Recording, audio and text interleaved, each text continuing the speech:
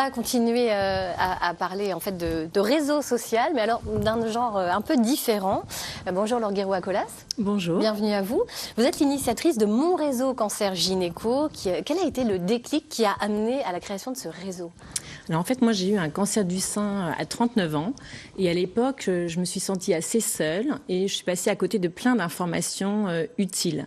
Et du coup, ça m'a donné l'envie donc de créer l'association Patients en Réseau qui a lancé il y a 5 ans Mon Réseau Cancer du sein, il y a un peu plus d'1 an Mon Réseau Cancer du poumon et il y a donc quelques jours maintenant Mon Réseau Cancer Gynéco.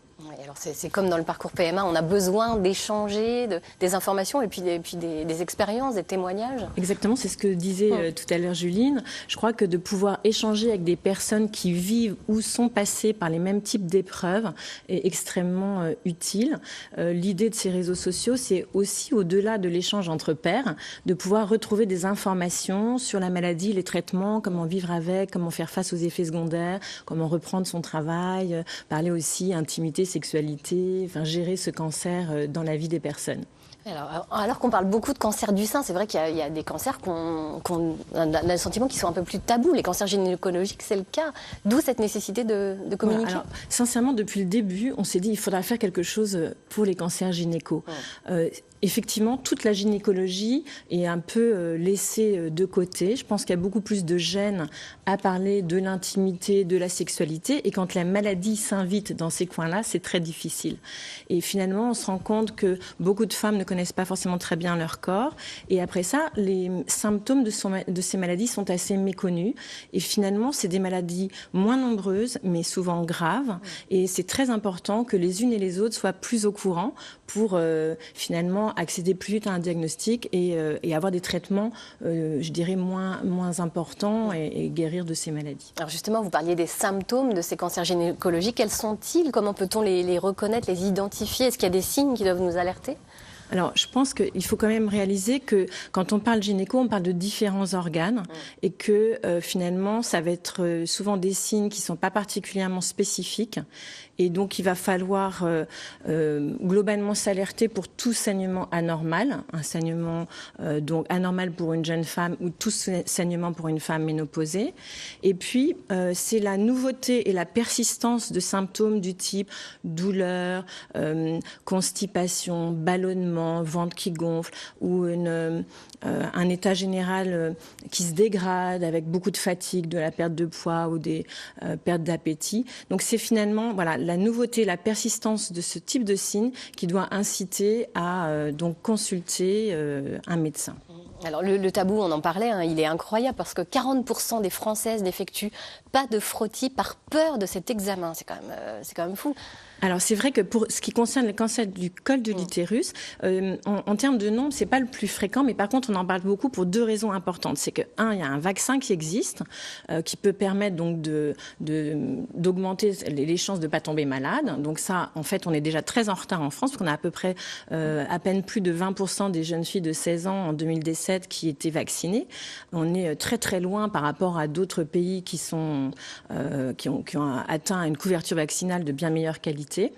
Et puis, donc, par ailleurs, pour le cancer du col de l'utérus, il y a le frottis qui est proposé maintenant avec un dépistage systématique de 25 à 65 ans, tous les 3 ans.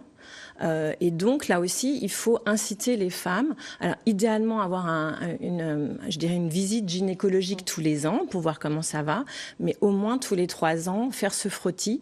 Qu'est-ce que ça va changer ? Ça va permettre de détecter la maladie à un stade beaucoup plus précoce et donc d'avoir un traitement beaucoup plus, on va dire, localisé et, par exemple, pouvoir préserver la fertilité des femmes pour les plus jeunes. C'est essentiel. Alors, comment fonctionne concrètement Mon Réseau Cancer Gynéco ? Dites-nous tout. Il faut s'inscrire. Comment ça se passe ? L'idée, c'est que je vais pouvoir mettre ma maladie quelque part sans interférer avec les autres réseaux sociaux. C'est pas toujours facile de tout mélanger quand on parle de maladie ou de PMA, etc. Et donc, je vais effectivement m'inscrire. C'est gratuit, c'est sécurisé et ça va me permettre donc de pouvoir échanger avec d'autres personnes concernées par ces maladies et retrouver aussi de l'information utile et des adresses utiles.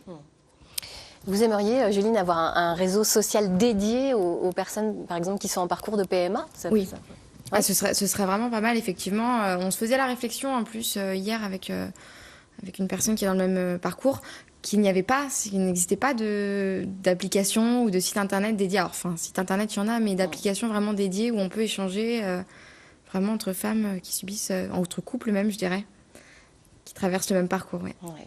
En tant que médecin, docteur Duros, vous avez le temps d'expliquer, vous voyez, les conséquences, par exemple, des parcours. Enfin, voilà, vous prenez le temps de le faire. C'est pas évident.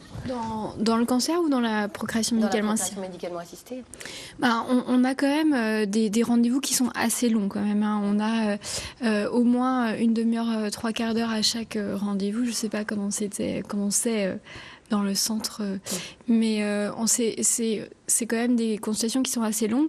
On a des supports sous forme de livret. On a aussi une réunion d'information avec un film pour justement les accompagner sur le parcours et sur un petit peu toutes les étapes qui vont passer dans le couple pour ces traitements. Donc un accompagnement quand même au plus proche des patientes. Hein. Ouais. Merci beaucoup Laure Guéroux, merci Benjamin. Merci. On va maintenant partir à la découverte d'un des sommets bretons, direction le Mont Dol, un gros